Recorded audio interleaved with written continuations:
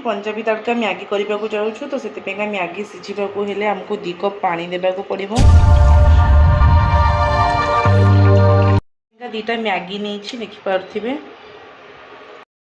तापर आम छाणी रखा मैगी को देखु सीझी सारा पर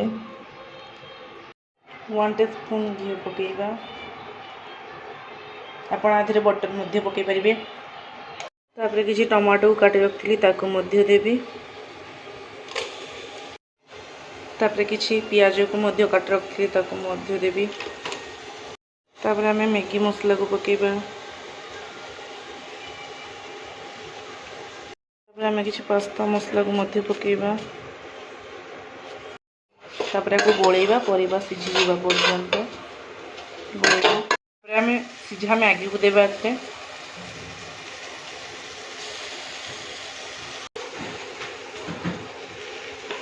चिली फ्लेक्स लंका गुंड घी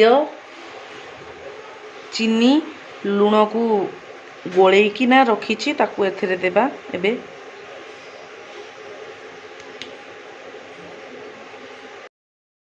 सबको गोलेकिना पूरा झंझुणिया होगा पर्यंत भाजवा या आम थाली को सर्व करवा।